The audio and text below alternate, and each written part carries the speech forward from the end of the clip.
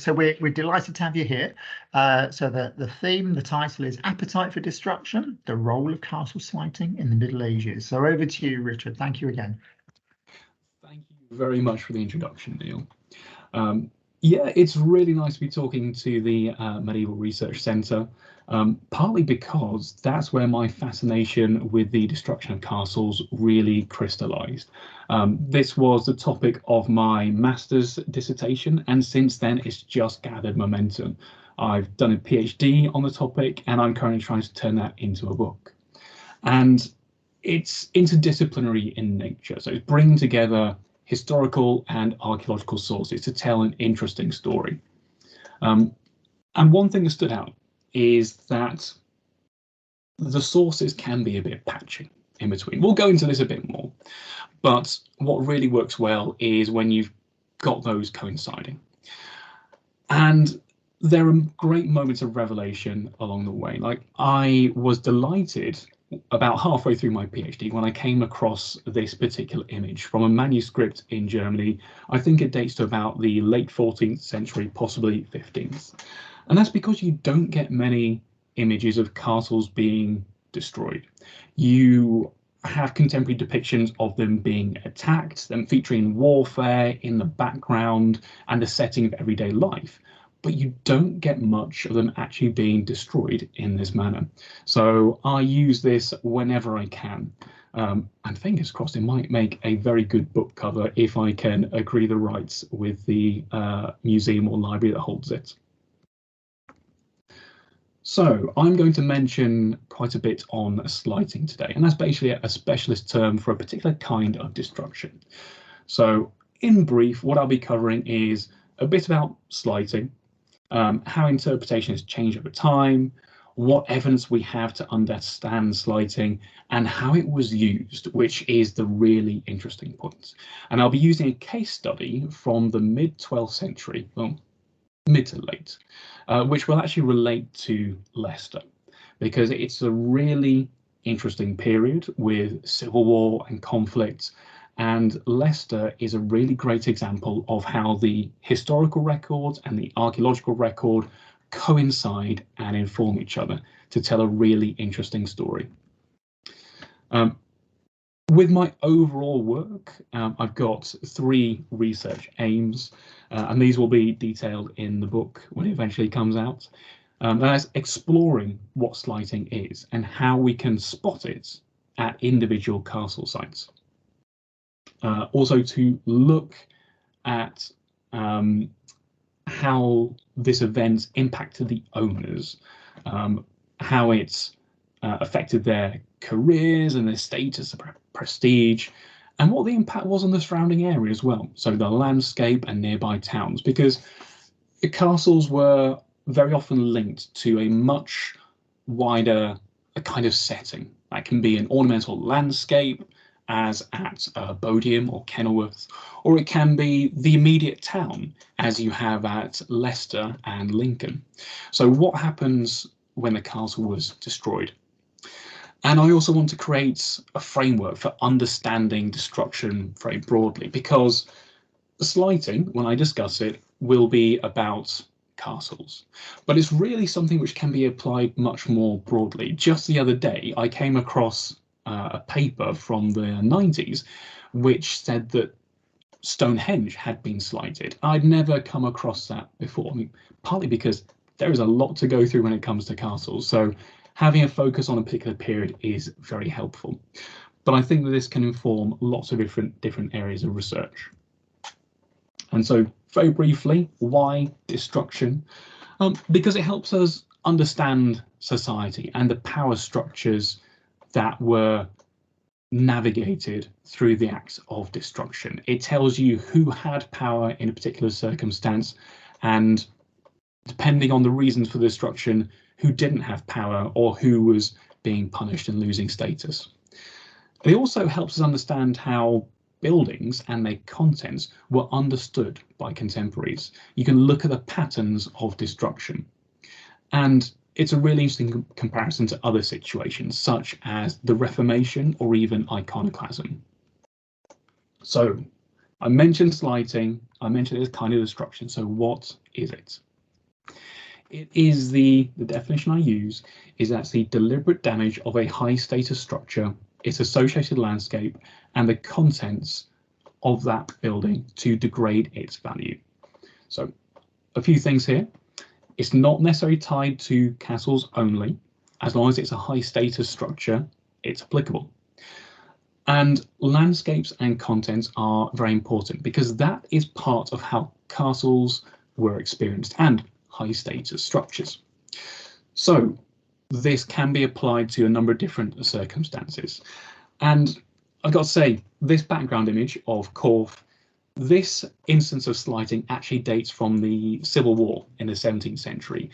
A lot of ruins date from about this period. That's when the really standout examples of slighting date. I decided that studying the Civil War was a bit too easy, so I really challenged myself and look at the Middle Ages. Of course, a good reason for that is that somebody had already done a very good study of the Civil War, Lila Rakowski. But there was no existing study on the Middle Ages and how destruction was understood at the time. So that's the definition we have. Though I've not explicitly tied it to warfare, it's very much part and parcel of conflict. And that links to the motivation. So there are a whole range of reasons you might destroy a castle. And that in part relates to the different functions castles fulfilled, especially in the Middle Ages. So first and foremost, because that's been the long-standing explanation, is that they were destroyed to prevent them being used in warfare. It makes a lot of sense. If you've just won a war and you've taken control of your enemy's property, destroying their castles so they can't rebel against you makes a lot of sense. But there's a lot more nuance to that, and I think this is actually usually not necessarily the main motivation. I think it's always there. A lot of these things factor in at the same time, but I think there are lots of other reasons as well. And it also affected the use of the castle as a residence. So you literally dispossessing people of their home, a centre of administration. So if you're destroying a castle, you're disrupting the owner's ability to govern and run their lands. And it can be used to punish the owner as well. And that coincides with a lot of the other reasons. And it erodes the owner's authority and status, because when castles are built, it's a huge investment of time, money, and it's a projection of the owner's status. There's an incident from the Anarchy where I think it's the Earl of Warwick receives news that his castle at Warwick has been captured. And it's been done through deceit. And on receiving the news, he very dramatically dies. It was, in fact, a ruse. It was a lie. It hadn't been captured. But I think that the chronicle recording this shows just how important castles were to the medieval elite.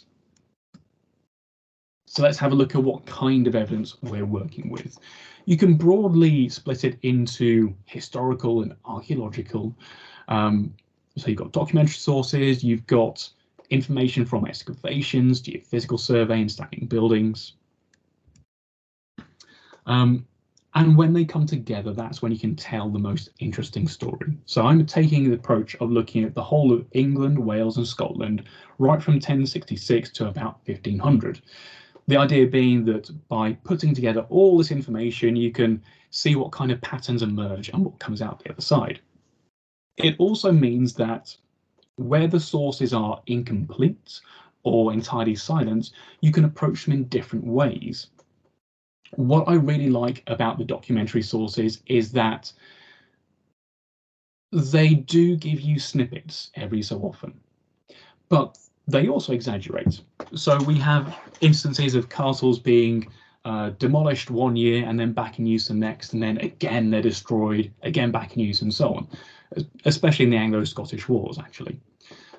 We sometimes have records of expenditure on slighting, but even that's not especially common. And we occasionally have chronicles as well, which record events. But when it comes to exaggeration, I really like this quote here because it gets a point across. So Sir Thomas Gray, who was writing during the Anglo-Scottish Wars in the 14th century, he wrote that Robert the Bruce had all the castles in Scotland destroyed, except one. Now that's really interesting because, first of all, Thomas Gray had participated in the wars, so he witnessed firsthand that there were a lot of castles surviving. And on the other side of that is the fact that we still today have an awful lot of castles which survive from that period. So it is an exaggeration. And we have to remember that destruction, as it was recorded in the sources, may not actually mean completely levelling a site. It could perhaps encompass a token gesture. So we're dealing with things which encompass a whole range of activities, and maybe we need some other kinds of information to help understand that. But the sources are really good as well for helping us know what kind of personalities involved. I'll be coming to that when I talk about Leicester. So, excavation. Excavation is really useful for identifying destruction deposits, and you can sometimes get some datable material from that. The tricky thing is working out what is deliberate destruction and what is perhaps accidental or weathering, and being able to tell the difference between destruction caused by deliberate demolition and damage caused by trying to break into a castle, say for example through a siege. What it comes down to essentially is the scale of it. The greater the scale of destruction at a site, the more likely it is that it was deliberately demolished. So with this picture of the excavation at Deganwy Castle in North Wales, the destruction took place in the late 13th century, and we see we've got a ditch filled with rubble here. And this was just one part of the site. This occurred again and again and again. So it wasn't just a case of an isolated breach in a wall so that attackers could get in. This was deliberate throwing down of walls, much more than would be required just to break a siege, actually get into a castle. The scale of evidence gives you a very good idea. Now, there are limitations to this, obviously, mostly coming down to the fact that excavation is expensive and time consuming, and it's sometimes easy to miss evidence of destruction because you might be digging in the wrong place to find it. And so it's not necessarily a case of you can dig at a site and say definitively this place hasn't been slighted, just that you haven't found evidence for it. The standing buildings. Again, I've opted for a picture of a castle which was slighted in the Civil War, but that's because it's one of my favourites and it gives you a really good idea of how these buildings are useful. So the standing buildings give you an idea of what was left intact and sometimes the methods used. So you might sometimes find evidence of scorching on the stones. So that gives you an idea of how the sighting was carried out. The tricky thing is identifying what was deliberate, because once you've destabilized a building, it's likely to keep collapsing. And so the initial act of damaging a building can often lead to secondary damage. And then, of course, it's complicated by people who will come along and essentially loot the stonework to reuse it elsewhere. The other reason I chose Kenilworth is because it shows you can slight a building without completely levelling it. So this image here is of the keep, the Great Tower, the centrepiece of medieval life. It would have contained some really prestigious accommodation inside. 3 of the 4 walls are intact, but when you're missing a 4th, it suddenly becomes a bit drafty. And therefore, it's no longer functional as a building for the reason it was created. But what's really interesting as well is that this particular wall was facing outwards from the castle, so it would be invisible to people passing by. It was a very prominent statement that this castle had been damaged, and deliberately so.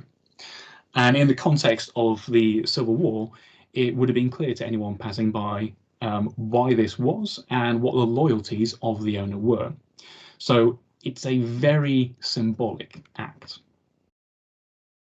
Geophysical survey, and this is my last comment on the methods. Geophysical survey, it can be quite useful. It can identify areas of burning, which is really handy, and sometimes rubble spreads. But with rubble, it's not always easy to tell why that was deposited without digging into it. And with burning as well, that's quite handy. If it's large scale burning, that can often indicate it was deliberate. Small scale, you might be looking at, say, hearths, or perhaps even a furnace, so industrial activity. So a little bit of burning doesn't necessarily mean that a site was destroyed, but a lot is a very interesting indication. The problem being that that doesn't give you dating evidence. So often a bit of geophys would need to be followed up with excavation to give you a fuller picture. So I've talked about how we can identify slighting, what kind of source material we're working with. I'll briefly just mention how castles were demolished. So on the left here, we've got a couple of men digging away. You know, I think actually in this manuscript, they're farming, but the challenge is there aren't many contemporary depictions of castles being destroyed in the Middle Ages. So I've had to slightly flex with the images. But you could break apart the earthworks making up a castle. So think of a Motte and Bailey. You could start hacking away at that mound, which would usually have been topped by a tower, and making that less functional. That's a hell of a lot of effort, so it didn't happen very often. Much more common is where the ditches surrounding a castle were filled in. Again, that's still a lot of effort, but it's less than trying to level an entire mound. And helpfully, when the ditches were filled in, that often includes some dating evidence. You can burn everything when it comes to castles. This obviously applies to timber structures, but even stone castles had some timber elements which could be burned. We see that during the Second Barons' War, where Brandon Castle in Warwickshire, it had a stone great tower, but we've got evidence that internally it was burned. Now, there's always a possibility of accidents with that, so it's a bit of a judgment call, but scale comes into it as well. If an entire site has been burned down, it's more likely to be deliberate, because if it's just a part of the site, then if you were living there, you would try and put it out or mitigate it in some way. And finding fire in unusual places, well, is sometimes quite instructive. So within that stone tower at Brandon Castle, it looked like it was deliberately introduced. And as well as burning things and filling in ditches, you've got steadily dismantling parts of a castle. So this especially applies to stone castles, where you can prise apart the stones, reuse some materials, but also to timber castles as well. If a structure has seasoned timbers, these are going to be useful things to reuse. So in dismantling a castle, there's sometimes an option to reuse materials, which has some economic benefits. It's a hell of a lot cheaper to recycle, but also has some symbolism as well. So Edward I, when he conquered Wales, he took some timbers from the last castle to capitulate, and he used those to rebuild, or rather to build a new castle. I think that might even have been Carnarvon itself, the effective capital of English ruled Wales. Each of these leaves a different signature in the archaeological record, and occasionally the written record specifies what method is used. So sometimes there'll be mention of pipe rolls that pickaxes were bought for the purpose of dismantling a castle, or that in the case of Knepp in Sussex, the castle was to be burned. The specifics are actually quite rare, but it's really interesting when you find that. Okay, so I mentioned that I'm looking at the whole of England, Scotland, and Wales from 1066 to 1500. I appreciate the numbers are very small on this map, so don't worry about that. Hopefully the colours still come through, because that's the interesting thing. So yellow relates to 12th century, blue to the 13th, green you might struggle to make out but is 14th century, and red is 15th.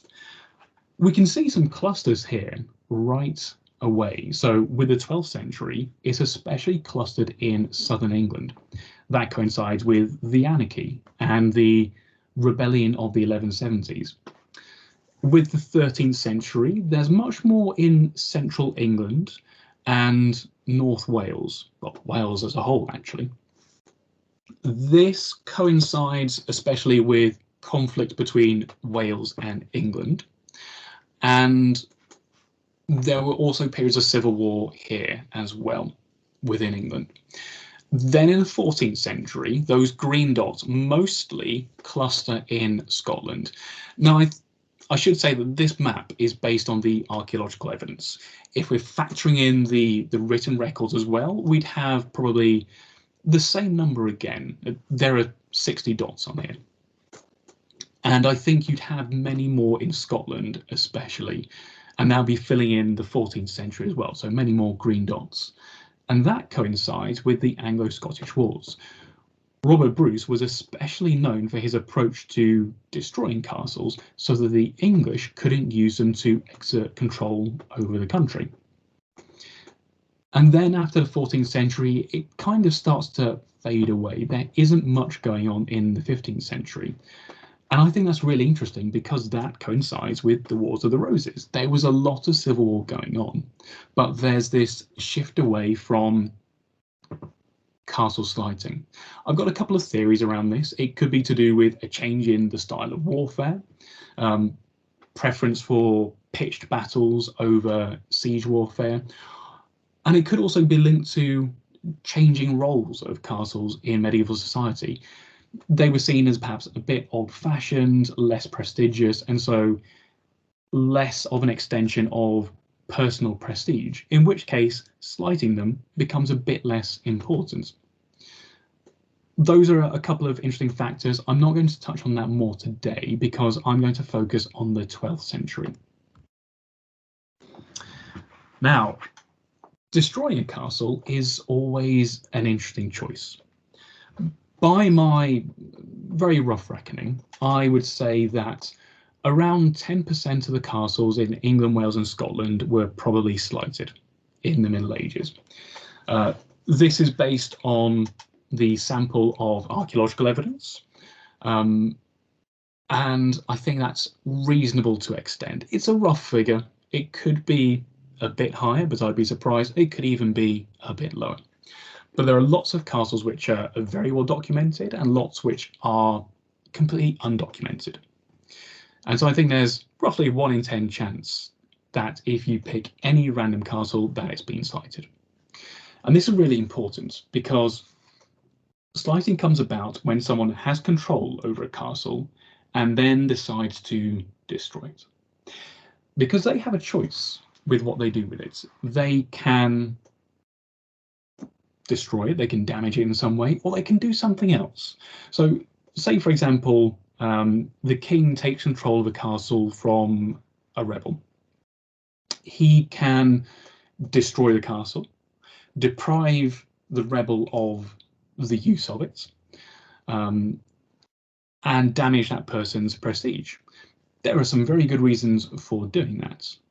He can also confiscate it. And that opens up some different possibilities as well, because once it's under royal control, the king could keep control of it, or they could hand it over to someone else, because that enhances that particular bond. It should, in theory, make that person more loyal because you're rewarding them. it also potentially leaves open an avenue for restoration. So if you're a bit annoyed at someone, but not to the extent of destroying all their stuff, at some point you could return it to them if there is reconciliation. So confiscation gives you a bit more flexibility, and I think destruction is a very powerful statement. And within this as well, there will be concerns around the cost of running a castle. And all this, I think, as well, comes into play when there are big personalities involved, and especially with warfare. So the 12th century is probably best known for the civil war between Stephen and Matilda, which is sometimes dubbed the Anarchy. And that is a really fascinating period with some great source material. Ollie Crichton has co-authored a book on the archaeology of the Anarchy. It's well worth a read, a really interesting subject. And bringing an archaeological approach to it is very important. But there's at least one other conflict of the period which takes place in England, and that's a rebellion in the 1170s. The common denominator in both is the involvement of Henry II. So he's very well known as a castle builder. He founded the castle at Dover. That is a huge piece of work, which cost something like £10,000. He also founded other great towers at castles around the country, including, for example, the one at Scarborough. And he established a castle at Orford as well on the east coast. So he was very happy spending a lot of money on building castles, and that enhanced his prestige. He also, I would say, probably had a reputation as a warrior king. He took part in an awful lot of conflicts, and his personality, I think, shows through in his actions. He wasn't keen on relinquishing control, and that's what led to the rebellion in the 1170s. But after the Anarchy, part of the settlement was that castles built during the conflict would be demolished, and Henry would succeed King Stephen. After the treaty was signed, there is actually an instance where Henry complained to Stephen that the destruction of castles wasn't going as quickly as he wanted, and he was a bit grumpy about it, because that was one of the terms of the treaty. I suppose he needn't have worried, because Stephen died less than a year after the treaty was signed, and then Henry was in charge. And once Henry was in charge, he set about demolishing castles at quite a rate. I think there are about 20 for which we have some evidence, whether it's historical or archaeological, of destruction taking place. So Henry, I think, should have a reputation for, as well as being a castle builder, very much a castle destroyer as well. In the 1170s, he was joint king. His eldest son, Henry the Young King, was crowned as well. And Henry wasn't actually given much authority or autonomy. And this, in a nutshell, really annoyed Henry the Young King. And it led to this rebellion in 1173. It was joined by Henry the Young King, Prince Richard, later Richard Lionheart, and Prince Geoffrey as well. The only one of Henry II's 4 sons who didn't join the rebellion was John, who frankly was too young at that stage. So it's a dynastic struggle between Henry and his 3 oldest sons. And it's really interesting as well that the sons get support from the King of France, as well as 4 of the most powerful earls in England, the Earls of Chester, Derby, Leicester, and Norfolk. And these are really powerful people. If you're not familiar with the conflict, for a while there, Henry was on the back foot, but started to basically win.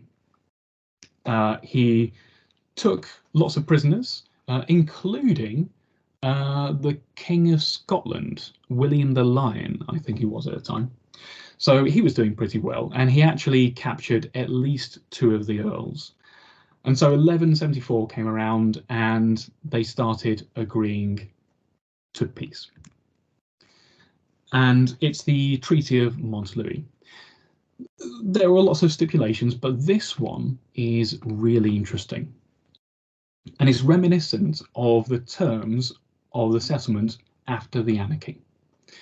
And it's emphasizing that the country is going to be restored to the state it was before the rebellion. And the people involved had to return the lands and property they pinched, essentially. What's really interesting is it's all about the land rather than punishing the people. So there were no executions. Though people had been captured in war, their punishment wasn't to be imprisoned.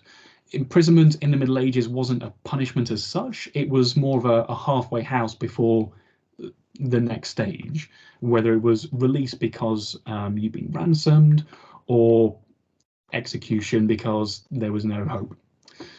But what it meant is that the people involved with the rebellion were safe from physical punishments and should be returning their land. So in theory, if one of the earls supporting the rebels was worried that they'd be punished by having all their lands taken off them that they had before the war, this should guarantee they'd be okay. Should. What I have here is a list of the castles which were destroyed between 1173, so early on in the conflict, and 1177.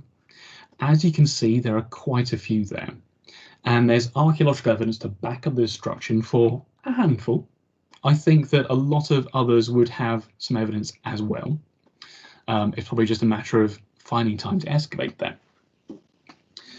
And you can see that considering that the lands were being returned, there was a lot of destruction going on. I think in part that's because it didn't say that the stuff had to be returned intact. And there's a really interesting contrast between the way the Earl of Chester was treated and the Earl of Leicester, and especially their lands, because in some ways they had a lot in common. So they were both very powerful people. They were very rich, and they both supported the rebellion. They were both captured during the conflict. The key difference is that the Earl of Chester reconciled with the king during his imprisonment, whereas the Earl of Leicester offended the king. I should add that came before the imprisonment. What happened is that at peace negotiations, the Earl of Leicester became quite angry and moved to draw his sword against the king. Now, he was restrained and it didn't go further, but that is a dangerous thing to do. And while there were no reprisals against him in the sense that he wasn't executed, I think there's good reason to think that came back to haunt the Earl of Leicester because of what happened next. So going back to this table, it might be hard to spot, but there are at least 3 castles in Leicestershire which were owned by the Earl of Leicester. So we've got Leicester, Gruby, and Hinckley. And Mount Sorrel I've not included on the list, but probably should be there as well. And these were demolished.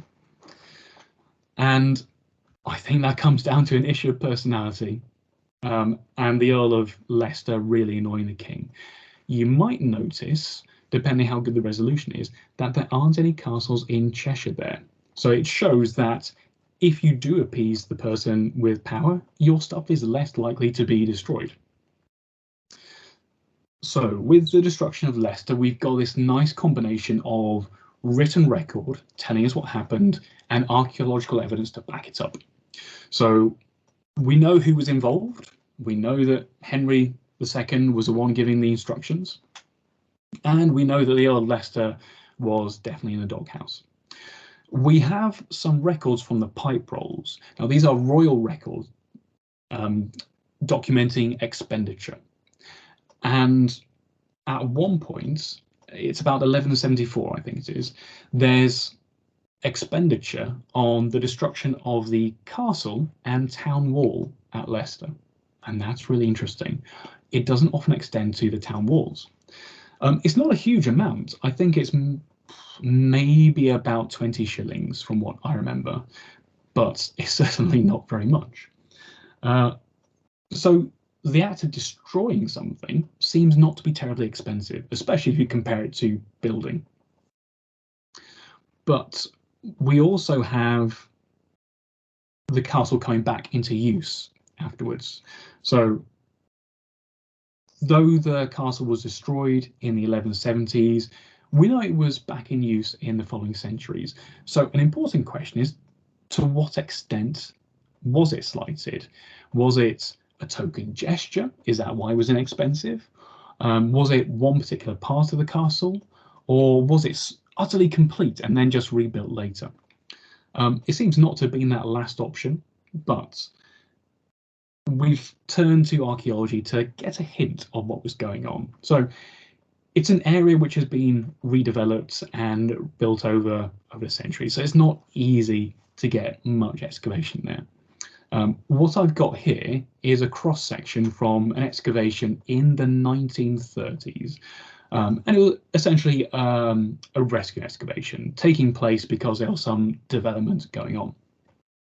And this was a way of recording the archaeology before it was lost. And we can see here this central band with some blobs in. Now, I'm not expecting you to read the key. The text is very small, but that layer is described as stones and building material. And that therefore indicates that might be a deliberate deposit. It could be accidental collapse, but knowing the history of the castle, it seems very likely that might have been deliberate. And underneath, we've got layers of silt. So that's natural accumulation of ditch fill over time. And then suddenly a deposit of rubble. And that seems to be coinciding with the destruction of the castle. So we appear to have the ditch being deliberately infilled and a stone building of some sort being demolished. We don't know which stone building it was. Presumably it was nearby that area. But we don't know whether it was, say, a hall, residential building, perhaps part of a curtain wall. We just know it was a stone part of the castle. So we're working with an incomplete picture. But it's really interesting to see that the archaeology bears out what we've got in documents. Because that's not always the case. There are royal records where people are being told off for not actually following through on the destruction orders. So it's nice to have that corroborated by the archaeology. And the destruction of the town walls, that's a really interesting one. I think it also shows how town walls can be an element of civic prestige as well, and identity. But also it shows the challenge of evidencing that through archaeology. It wouldn't take much you don't have to completely demolish all the town walls to accomplish the slighting. You can put holes in here and there, and that can be very effective. Suddenly, it's not this well-maintained wall enclosing a city and delineating it from the landscape. It's a broken down, crumbling wall, and very much visibly in need of repair. Archaeologically, that can be hard to find because it doesn't need to be very much. Fortunately, there is some evidence of destruction. I think it's on the side with the River Soar. And that was found during, again, rescue excavations, but there have been multiple excavations along the lines of the town walls over the years. So we know that it wasn't completely leveled all the way around. And I think that's some really useful insights, because If you are examining town walls elsewhere, at other places where the castle might have been slighted, I wouldn't necessarily recommend hunting for evidence of destruction of the town walls, just because it's a needle in a haystack. You could excavate a really large area and not find that evidence. I mean, you'd find a lot of really useful stuff, but that doesn't necessarily mean that the place wasn't slighted. And earlier on, I was talking about a location and when it comes to castles. And that also factors in with the destruction of castles. So I think one reason that the Earl of Chester's castles weren't demolished is they were strategically placed near the Anglo-Welsh border. So very important for defence. And so, as well as being reconciled with the king, that probably also weighed in the Earl of Chester's favour as well. I have on the right a picture of Durham Castle, because during one rebellion, it essentially Durham ended up on the losing side, but it was kept intact because it was near the Anglo-Scottish border. And at that point, there was the threat of invasion from Scotland. I believe it was a rebellion against King John before the one that led to Magna Carta. So I think it was about 1211, 1212. And so it would have been entirely legitimate at that point, or it would have made a lot of sense to destroy Durham Castle to undermine the authority of its owner and show they were being punished. But weighed against that was its location in an important strategic area, and it was just too important to destroy. And that probably therefore counted against the Earl of Leicester. It was very centrally located, but there were no considerations about warfare between nations that might have saved Leicester Castle and the other castles belonging to the Earl. So the conflict of the 1170s is really interesting, and I think it's a good episode to understand slighting. What happens here usually is that the person who wins the war gets to exact some manner of revenge or destruction. So in this case, it was Henry II winning the war and punishing people who'd sided against him. I should add that the same wasn't carried out against his son's castles. It's very much against the earls who'd rebelled against him. And by contrast, in King John's reign, there were some instances of slighting, but not nearly as much as there could have been. And that's because the power dynamic was different. Even when John was in theory winning, he wasn't in a position where he could destroy castles. The reason for that is it's really going to annoy some people. And so it's a calculation when to actually use destruction. And it is very closely linked to conflict. I would say it's inextricable, whether that's warfare or personal conflict. So there's an example from 1228 where one person rebels against royal rule and it leads to the siege of Bedford Castle. It's not full-blown warfare because it is just essentially one rebel who's made quite a bad choice and has fallen out with the king and end up getting besieged. But there's very much conflict involved there. The destruction of castles, of property, of their contents was an expression of the power dynamic between the person doing the act and the person who was suffering it. And I think importantly as well, what we get from the example of the 1170s is how important that mixture of sources is. Through the written sources, we've got an idea of which people were involved, actually a bit of an idea of the costs, even though I think it might not be the whole cost. And with the archaeology, we can evidence that the actions actually took place. So That's really important. It's not always possible. Sometimes we're missing part of that equation, but we can still use that to create some analysis of what destruction was. Here's my potted summary of slighting. So in the top left, we've got a bar chart showing how it kind of declined over time. If I continue this on, the column for the 17th century would have been larger than all of these put together. And I found as well that archaeologically, it was more common for, or at least there were more stone castles which were slighted than timber, but it was still common for both to be slighted. It was usually the monarch who was responsible for doing the slighting, which makes lots of sense. The monarch had the most power in medieval society. They were in a position to call the shots with this. And when it comes to the methods, in the bottom left here, it was fairly common for them to be overlapping. So you might have a site where there was burning going on, as well as filling in ditches, but there was also some cases where there was only one method. And it mostly took place in England, with significant examples elsewhere. In part, that's because of the evidence base. There have been an awful lot of castle excavations in England, much, I'd say proportionally less in Wales and Scotland. But this also probably reflects the nature of castle slighting as well.